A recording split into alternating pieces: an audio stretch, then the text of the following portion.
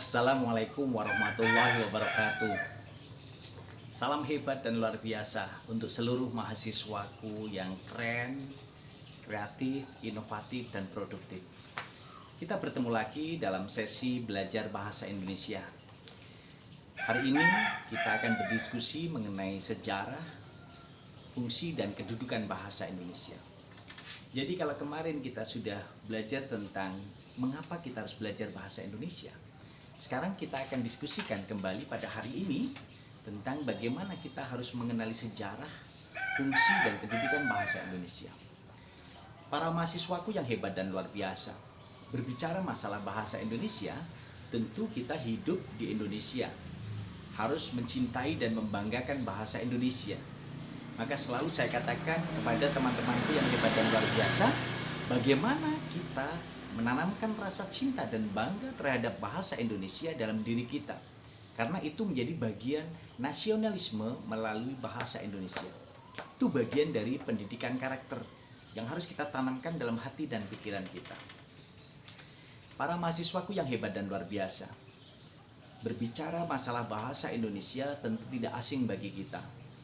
Sejak SD, SMP, SMA, SMK, dan sekarang di perguruan tinggi kita belajar lagi bahasa Indonesia.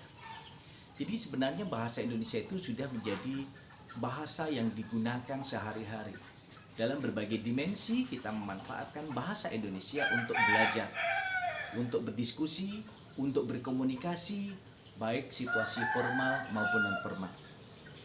Teman-temanku yang hebat dan luar biasa, para mahasiswa calon pemimpin masa depan yang luar biasa, tentu diperlukan strategi belajar bahasa Indonesia untuk bisa memanfaatkan bahasa Indonesia dengan baik dan benar.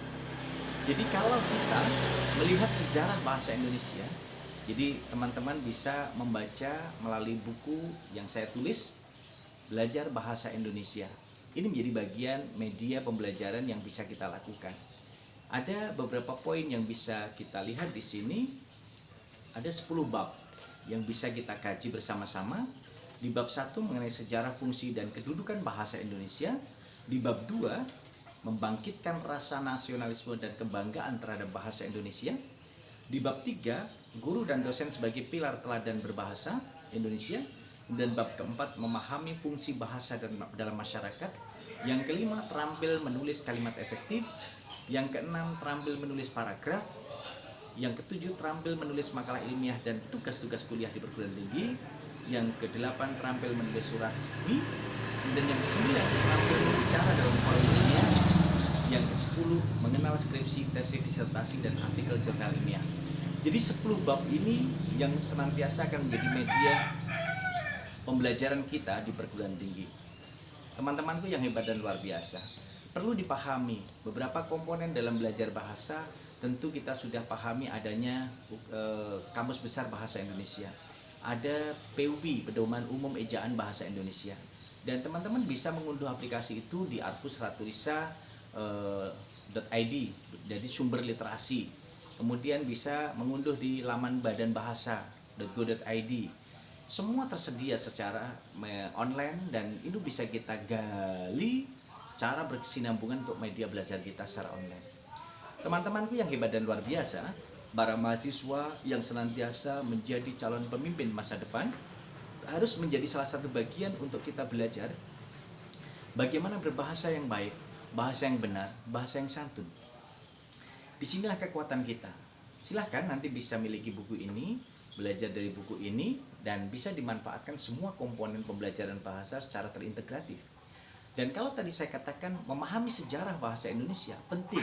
Mengapa? Kita perlu tahu sejarah bahasa Indonesia, bagaimana diperjuangkan sejak era nenek moyang kita dulu, lalu zaman prasejarah, kemudian zaman sejarah, sampai sekarang zaman reformasi dan juga di abad 21.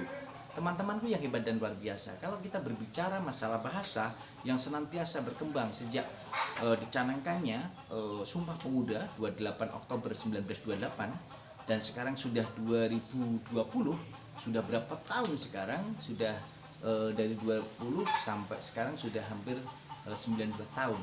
Dan ini menjadi bagian penting yang harus kita realisasikan, integrasikan untuk bisa menjadi salah satu bagian tatanan untuk mengembangkan bahasa Indonesia di level internasional.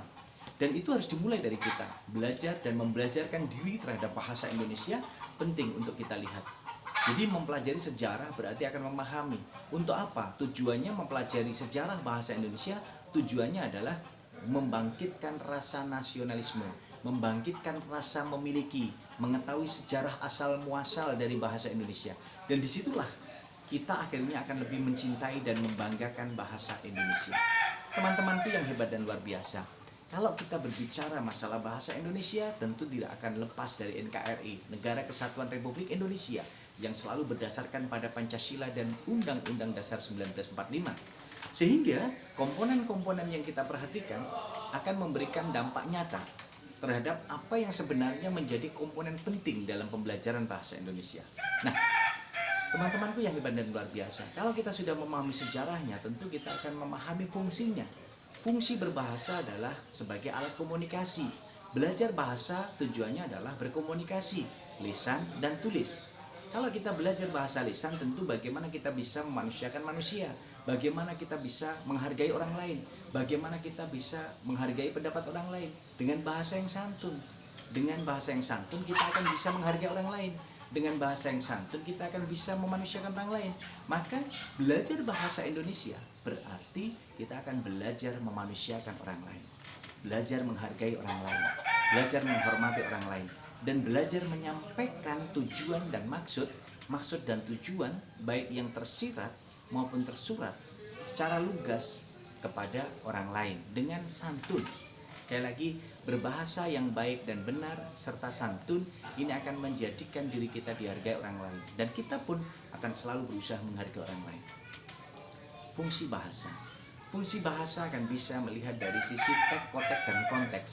Dari konteks sosialnya, konteks pendidikannya, konteks agamanya, konteks penuturnya, konteks lawan tuturnya, konteks tujuan tuturannya. Sehingga itu akan memberikan kontribusi yang baik ketika kita berkomunikasi dengan baik. Teman-temanku yang hebat dan luar biasa, jadi sebenarnya kalau kita sudah paham sejarah bahasa Indonesia, akan mengantarkan kita untuk lebih mencintai dan membanggakan bahasa Indonesia dalam segala situasi di NKRI ini. Yang kedua, memahami fungsi bahasa. Belajar bahasa memiliki fungsi sebagai alat komunikasi untuk bisa berbahasa yang baik dan benar serta santun. Yang ketiga, kedudukan bahasa Indonesia harus kita ketahui. Kedudukan bahasa Indonesia sebagai bahasa nasional yang bisa menyatukan seluruh elemen penduduk masyarakat di Indonesia di 34 provinsi yang memiliki ribuan bahasa daerah, maka disatukan dengan bahasa Indonesia. Kemudian bahasa Indonesia sebagai bahasa negara.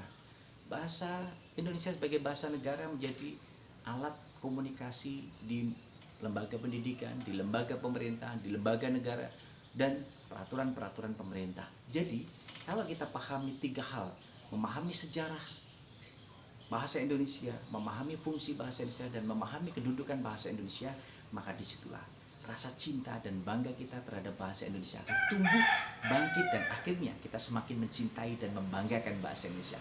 Aku cinta bahasa Indonesia, aku bangga bahasa Indonesia. Bahasa Indonesia luar biasa. Dengan semangat inilah kita akan tumbuh kembangkan bagaimana belajar bahasa Indonesia, dan kita bisa membelajarkan bahasa Indonesia kepada keluarga, adik-adik, sanak famili, handai tolan, seluruh masyarakat Indonesia.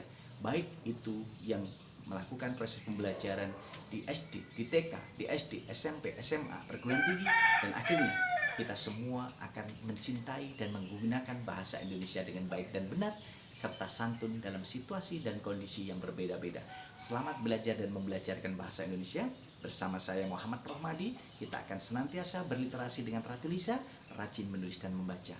Karena dengan menulis kita akan membangun keabadian dan kita akan tetap bersinar menyinari dunia.